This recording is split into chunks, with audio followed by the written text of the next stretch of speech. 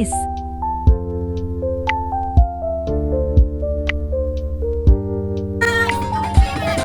Ada in my life. With Mas.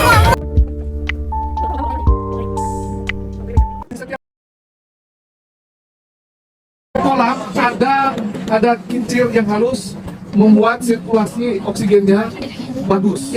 Sistem jadi gini, misalnya jadi teman-teman IPA atau guru IPA dalam budidaya udang itu udang itu sifatnya pemakan. Istilah biologi apa ya?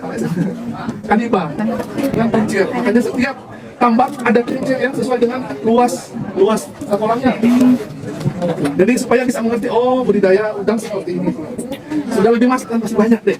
Pertama satu, usaha kalau air lautnya nggak bagus, kan prosesnya masuk ditanamin unsur satu air ya. Kalau kualitas air bagus, berpengaruh juga dengan pertumbuhan budidayanya. Hambatan-hambatannya ada beberapa unsur. Jadi unsur alamnya, ya kan?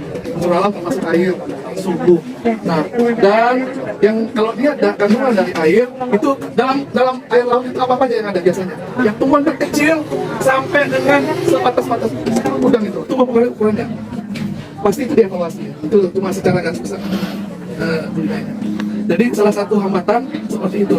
Secara ada yang nah, fitoplankton termasuk salah satu plankton yang ada. Jadi kan saya dibilang tadi udang faname ini adalah jenis hewan yang memakan yang lain dalam pertumbuhannya kalau dia terus dan mereka lebih banyak di bawah.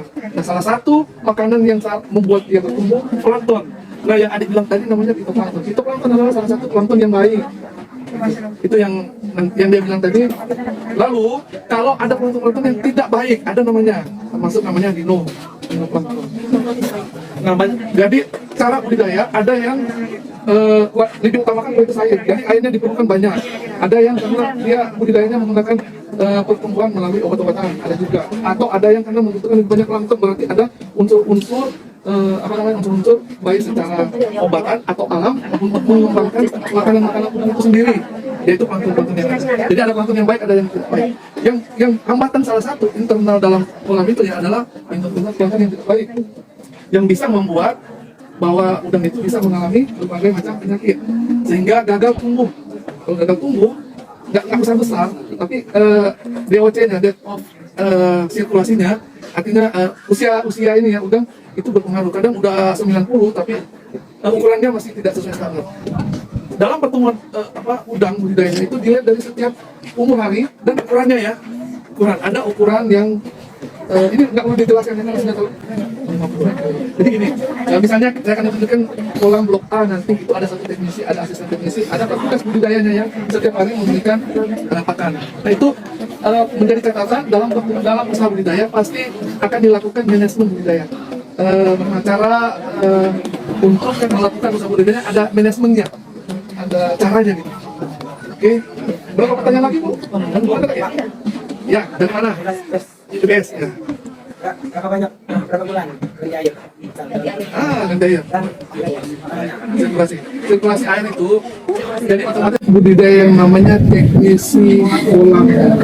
Lalu ada petugas budidaya kolamnya. Jadi gini, misalnya saya akan tunjukkan kolam blok A, nanti itu ada satu teknisi, ada asisten teknisi, ada petugas budidayanya yang setiap hari memberikan pakan. Nah, itu menjadi catatan dalam usaha budidaya pasti akan dilakukan manajemen budidaya. Ada caranya gitu. Sirkulasi air itu jadi otomatis kalau masih benur, masih dalam 1 bulan pertama ya Ade ya, pergantian airnya ada catatan oleh teknisi yang bahwa tidak ada waktunya. Kebutuhan air juga tergantung kualitas air. Kalau sering hujan atau air kan ada air pasang surut, konda, itu jadi mempengaruhi kualitas air dan umur itu seberapa waktu harus diganti. Atas 30-60 hari sampai itu pergantian airnya lebih cepat. Ingat ya, kualitas air sangat menentukan. Satu hari kalau ini rata-rata udang dalam hari 30 atau 60 hari ke atas, itu satu hari dikasih makan 4 jam.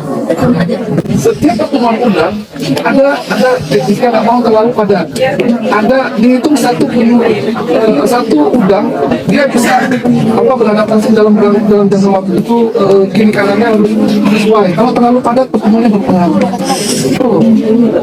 Bosnya bisa sampai 3.000 mas. Misalnya dikatakan kolam dalam banyak di Lampung banyak yang digunakan.